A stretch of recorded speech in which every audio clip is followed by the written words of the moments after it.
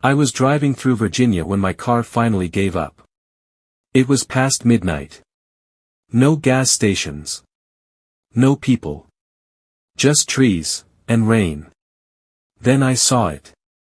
A tiny motel sitting alone beside the road. Half the lights were dead. The sign kept flickering like it was struggling to stay alive. I should have kept driving. But I didn't.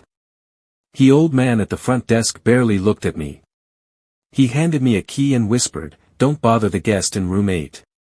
That instantly made me uncomfortable. Because my room was right beside room 8. The walls were paper thin. At first, everything was quiet. Then around 2 a.m., I heard yelling. A man and a woman were fighting next door. The woman sounded terrified. The man sounded furious. Things started slamming against the wall. I grabbed my phone. I almost called the police.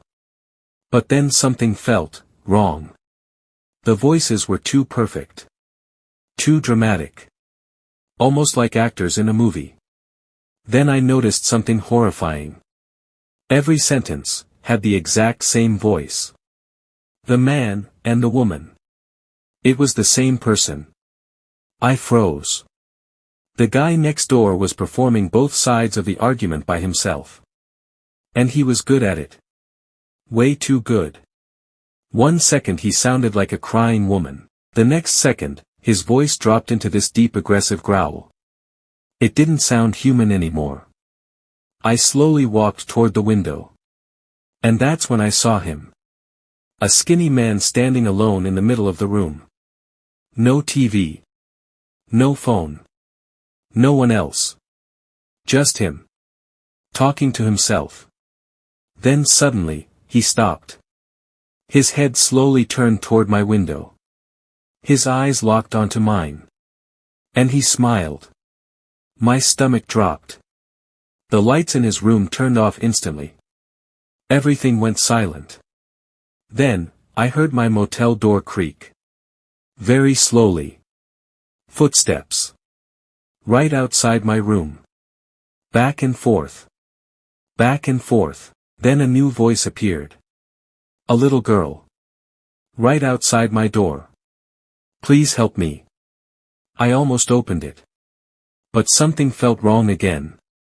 Because seconds later, the same voice turned deep and angry. Open the door. My entire body went cold. He was switching characters outside my room. Like he was putting on a performance. I backed away from the door as quietly as I could. Then I heard scratching. Right near the bottom of the door. Slow scratching. Like fingernails. Then silence. Complete silence. I didn't sleep the entire night.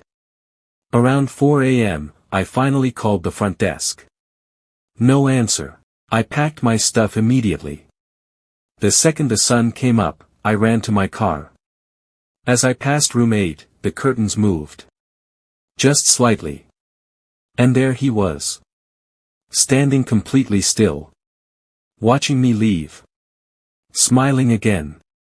But what terrified me most, was hearing two different voices say the exact same thing at once. Come back soon. Imagine driving down a dark highway, exhausted, with your entire family in the car. All you want is a bed for the night. But the moment you walk into the motel lobby, you realize you're not safe. This is exactly what happened to a college student, her sisters, stepmom, and grandmother. Right from the start, something felt off. Sitting in the dim light of the lobby was a man. Completely still. Wearing a thick black sweater. And his eyes? Locked onto them. As they checked in, they heard him whispering into his phone. He wasn't just talking. He was describing them. Complete silence. I didn't sleep the entire night. Around 4 a.m., I finally called the front desk. No answer. I packed my stuff immediately. The second the sun came up, I ran to my car. As I passed room 8, the curtains moved. Just slightly. And there he was. Standing completely still. Imagine driving down a dark highway, exhausted, with your entire family in the car. All you want is a bed for the night. But the moment you walk into the motel lobby, you realize you're not safe. This is exactly what happened to a college student, her sisters, stepmom, and grandmother. As they checked in, they heard him whispering into his phone. He wasn't just talking. He was describing them. They tried to ignore it. They got their keys and hurried to their room, locking the door tight. They thought they were safe inside. They were wrong. A little while later, the stepmom decided to check the peephole. Her heart dropped. The man in the black sweater was standing right there. Inches from their door.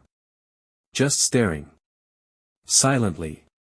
Before she could even scream, he slowly backed away and slipped into the room right next to theirs. They were completely cornered. But it gets worse.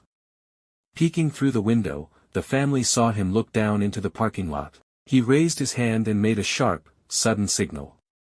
Down below, two shadows emerged from the darkness. Two men, moving from car to car, quietly pulling on the door handles. They weren't just being watched. They were being hunted. And the trap was about to close. The stepmom whispered two words, "We leave. Now."